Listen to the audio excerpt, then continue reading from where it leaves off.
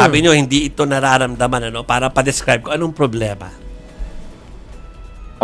Sa totoo lang, nung umupo ako bilang bagong representative or congressman ng Las Piñas City, sumulat ako last July 12 sa DPWH, and then dahil bago lang ako, inalam ko yung mga naging projects nung year 2022 to 2025.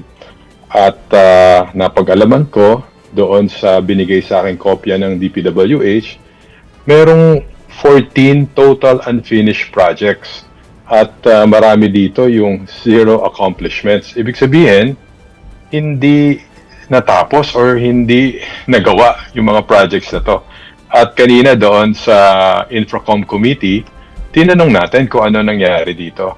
At tinanong ko ba kung ito'y binayaran na, ito ba ay ghost projects, at sa susunod na hearing, ilalahad sa akin yan ng mga tauhan ng DPWH. Pero kung yung sinasabi po ninyo na 14 na projects na supposedly ay ongoing pero wala, kailan po nagsimula ito?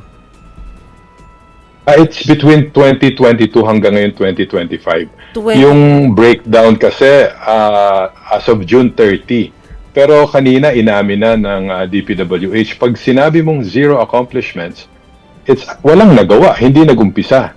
Kaya nasaan na yung project? Ito ba ay ghost? Ito ba ay hindi natuloy? Kinancel ba? Or binayaran ba ito? So maraming katanungan dito.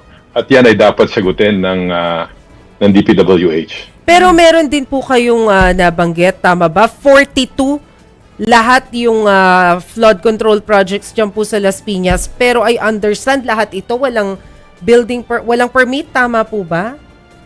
Iba pa yung issue na yan. Iba pa kasi, to. Lahat ng DPWH projects dito.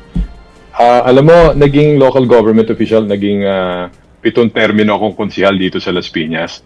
At na-overlook nga actually yan. Actually, akala ko lahat may mga permits yan. Kasi under the local government code, yung Republic Act 7160, yung section 26 and 27 doon, lahat ng national government agencies ay kailangan mag-obtain or kumuha ng mga local permits, lalong-lalo na yung building permits, yung construction permits, at nung inalam ko nga yan, sumulat din ako sa city engineer, lumalabas na yung mga projects na ito ay tapos na, nagawa na ng walang permits, at yung iba ongoing, yung iba gagawin pa lang. So ang ginawa agad ni Mayor April Aguilar, pinatigil niya lahat ng mga projects na yan at pinagsubmit ng mga kaukulang dokumento sa engineering office.